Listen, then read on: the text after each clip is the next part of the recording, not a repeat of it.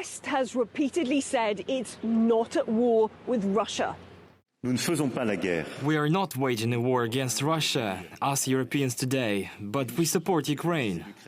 We are not part of this conflict. NATO is not seeking a war with Russia. And we are not interested in getting into World War III. In a conventional military sense, such as boots on the ground, that is exactly true. But unlike the warfare that is unfolding in Ukraine at the moment with troops and soldiers, war doesn't have to be fought like that these days. Enter a new dimension in warfare: crippling economic sanctions.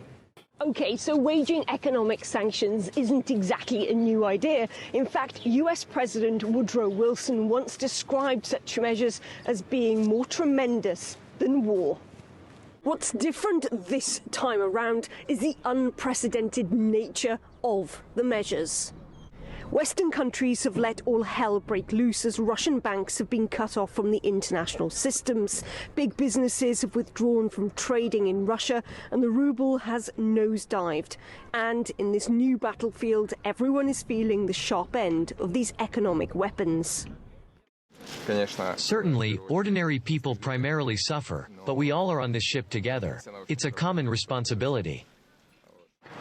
These sanctions are not reasonable. The matter should have been tackled through negotiations. Anyway, we've already been there in 2014, and back then we managed to handle it. I guess this time around we will get through with even more success. Of course, there will be a rise in prices. However, we shouldn't make a drama out of it. You know, I'm 82. I've been through so much. I remember post-war times, so now I'm reassuring all my loved ones. The main thing is that we have our country. Sanctions for a long time have been viewed as a non-violent strategy to deal with a whole host of threatening actions. But the economic impact of those, some experts say, isn't that different to a physical conflict.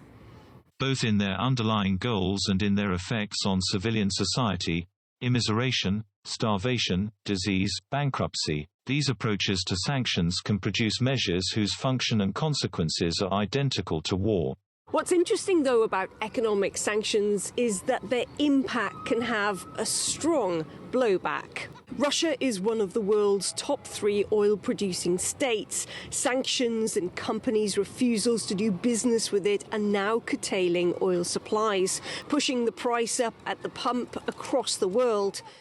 And for the US, sanctions could see the dollar take a dive.